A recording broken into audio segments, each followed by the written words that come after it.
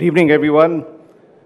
If you saw differences, India's differences in the previous session, just concluded, welcome to this session on resilience, which I promise you will not only demonstrate India's unity, but also touch your hearts and inspire you. The COVID pandemic has impacted all of us. Most of us were afflicted by it.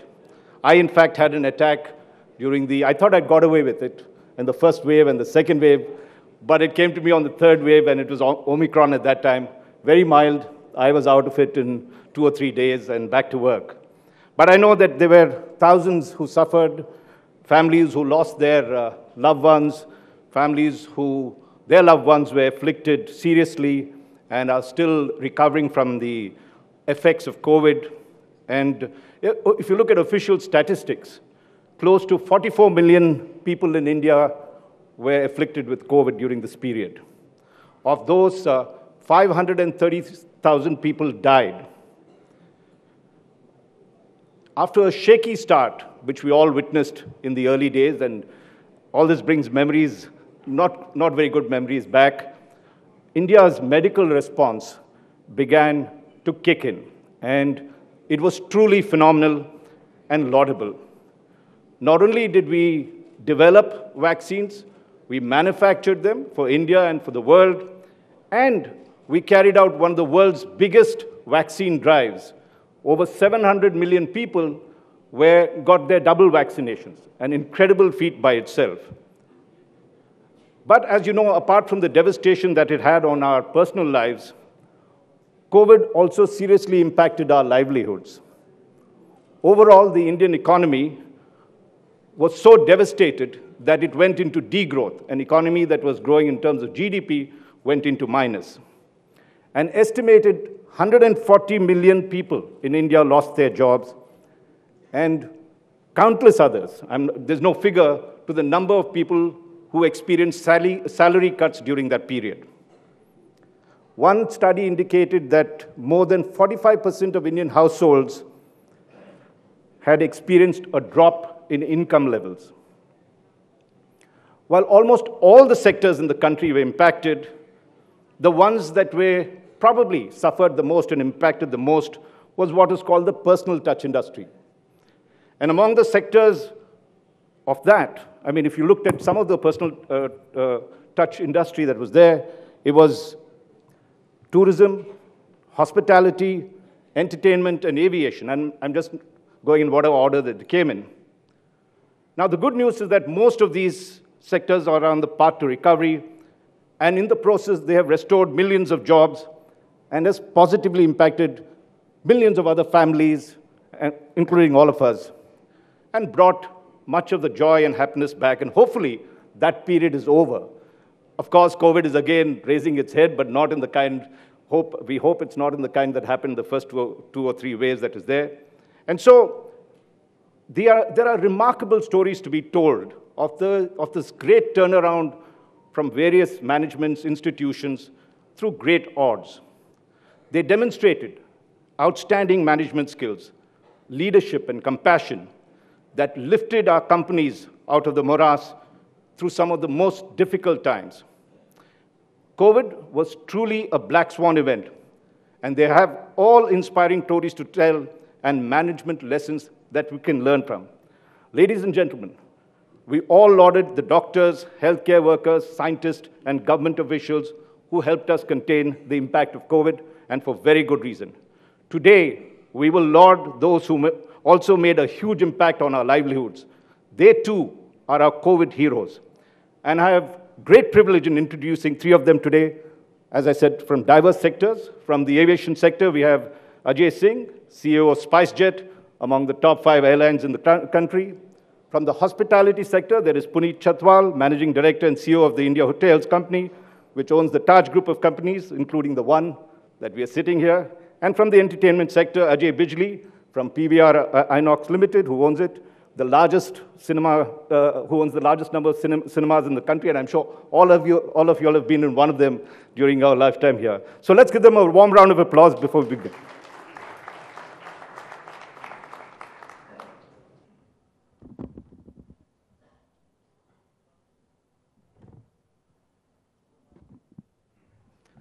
Ajay Singh.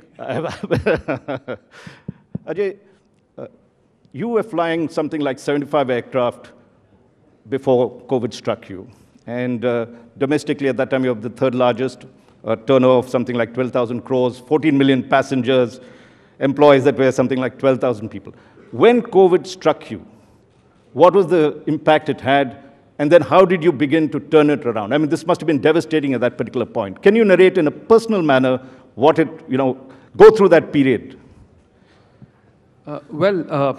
Aviation was one of those spaces which just shut down, completely shut down. We were just told one fine day in March that it's not like we had to reduce flights or take some precautionary measures. We were just told that on this day you stop flying. In aviation, that's a big problem because we have planes that we've taken on lease and we have to keep paying for them irrespective of what happens, whether you're flying them, you're not flying them. You have so many people that, we had at that time 12 or 13,000 people. What do you do with them? What does it mean when you say just shut down? What happens to all the infrastructure that you've got and how does one pay for it? Do you remember that particular day when that... I remember that day. It was the government of India asked us in for a meeting, all of us, and said, look, we have no option but to just... We've been told that we need to shut shop. So it's a devastating blow. What really do you do? And, from our perspective, we just had to move quickly because this was the end of March. And we had to pay salaries at the end of that month. And we were trying to figure out what happens when we don't fly that 10 days. How will we have the money to actually pay the salaries? And what happens to all the people who are dependent on us? So we had to start moving really, really quickly. We just decided that there was little point in just sitting around and just moping about what had befallen us and what the government might or might not do to help. And at that point, of course, the government had other priorities and said, look, we can't really do very much. From our perspective, we said, look, we have the planes. We can't fly passengers anymore, but is there something else that we can fly? And we realized that cargo was one of those things that we could actually use the planes for because there were no trucks, there were no trains, there was no surface movement of cargo. And so we said, nobody's stopping us from flying the plane. It's just that we can't put passengers in the plane. So we started using the planes to fly cargo. We first put cargo on the seats of the aircraft and we said, let's fly it like this. And then we said, okay, why can't we just take out the seats? And then there was this whole process of, can it be certified when you take out the seats and what happens to the plane? And we worked around those issues. We took out seats from a large number of planes and we started flying stuff for COVID. Initially, the government of India needed medicines. They needed equipment from places like China. Even a PPE suit. We didn't know in this country what a PPE suit was. So the government said to us, can you please fly a plane to China, get us a PPE suit. Shanghai. From Shanghai. Right. And when it comes here, since we want to replicate it, can you please fly it to Coimbatore? Because we have no other way to send it to Coimbatore. Wow. And we had this one aircraft, I remember, that just flew that one PPE suit. There was nothing in that plane but that one PPE suit. And we flew it to Coimbatore so that it could be replicated. Same stuff, we were approached by shrimp farmers. And they said, look, what the hell, we have this entire community of people who are dependent on our products getting to market. This whole community will disappear if there is no way to do it. And we said, look, what the hell, we've never transported shrimp eggs. Yeah, but we found a way to do it. So we transported the eggs and, you should see the wonderful stories that they tell about us now. Same for just so many commodities that needed to go from one place to the other. We took some wide-body aircraft. We realized that around the world, aircraft had come to a grinding halt, and they were doing nothing, and we could get them for next to free. So we said, okay, let's get these big, huge planes. And now, instead of just flying around the country, we can also fly to the Middle East on these planes. Remember that the Middle East is dependent on countries like India for food and vegetables and flowers and things like that. And So we just repurposed. Our thought was that, look, in this horrible adversity that we have, what are the opportunities we can find, and can we somehow stay alive?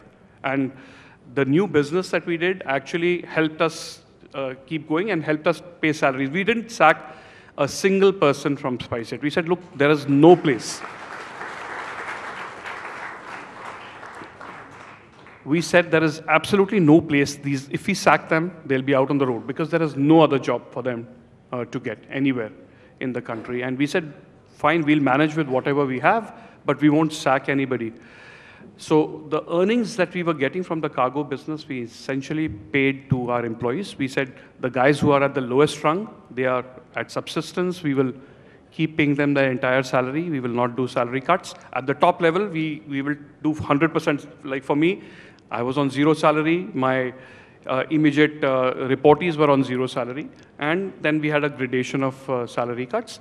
And we survived. We said, look, we'll manage with whatever we have and hope for the best. And now you are back to almost pre-COVID levels? So we are now getting back to pre-COVID levels. Of course, the market is doing well.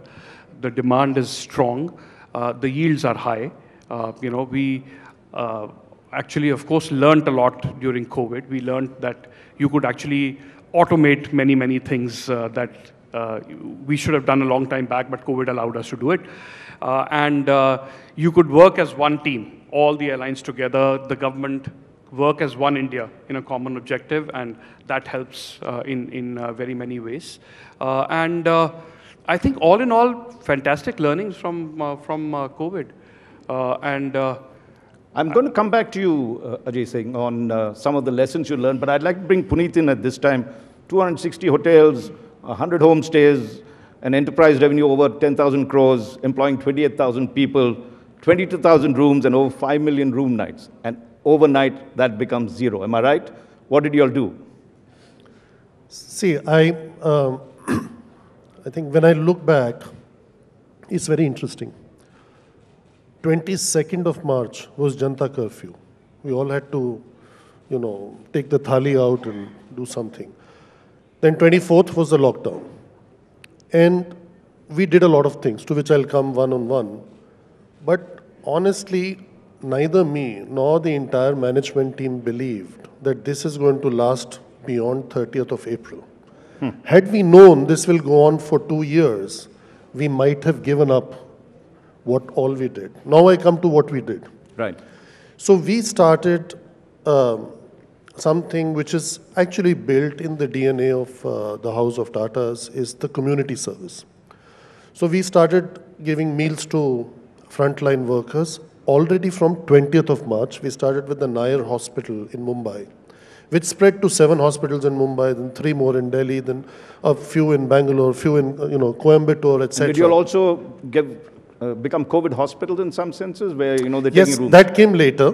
So the first thing was giving meals, and also to the migrant workers. There was times when on a day we were supplying 60, 70,000 meals a day, and in the end, it added up to 6 million meals during COVID period that we did. Now, all this came because of a belief that when a virus hits both your mind and your business, and the human beings are living in fear, then they need empathy and care. And we did that with the core values of Taj. So not everybody in this audience would know. Taj, we defined 5 years ago, stands for trust, awareness, and joy. So having trust of all your stakeholders is important. And stakeholders also includes, beyond guests, all your suppliers, all your, from poultry to peas, from, all your associates, all the people who are working with you. Awareness of what is happening around you, and joy in doing what you do, right? And this just comes in automatic, although I was then only 2.5 years with the company, but it just happened. I saw everybody into execution and action mode. And that worked very well. Besides that, we hosted 120,000 bed nights for frontline workers.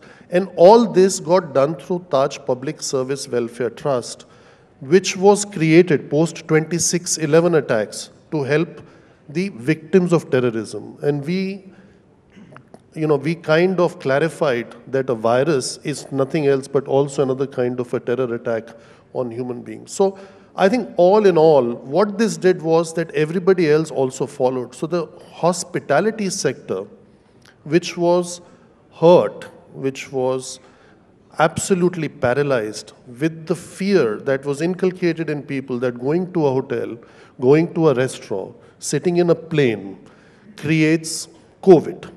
And then what do you do? So I think thinking like that, listening to your customers, we started home delivery, like Ajay did the cargo. Cumin got created. So we started bringing Taj food to people's homes. We created homestay in the form of Ama, so that people can have relaxation and holiday in a secluded environment. So that's again become a business for us. And we see that when the business is back, all this is firing. And currently, at what revenues are you all as compared to? We are actually in a better position. I think we got a lot of empathy from all the customers, including your group, India Today. We see everybody's here. A few days ago, we had the other groups' summits also. So all that is happening with us. So we are 1920 comparatively, we are almost 30% ahead. Wow. At an enterprise level. And in the last quarter, our profit after tax was higher than any full year profit of the best financial year. Wow. Ajay Bijli, do you have a similar story to tell? Your PVR INOX, 1,674 cinema screens, 358 theaters across 114 cities in India and Sri Lanka, overall turnover 7,500 crore rupees, viewing of 100 million people in 2019, just before COVID. And then you said it became zero. Yeah. Yeah. Well, so what did you 1 minute, 15 seconds, I can say. No, don't worry. We'll get it extended. I think the clock went a little haywire. Thank you, first of all, for having me, and these are incredible stories. So, of course, our business, 2019 globally was the biggest box office year in the world. $42 billion was the gross box office revenues at cinemas.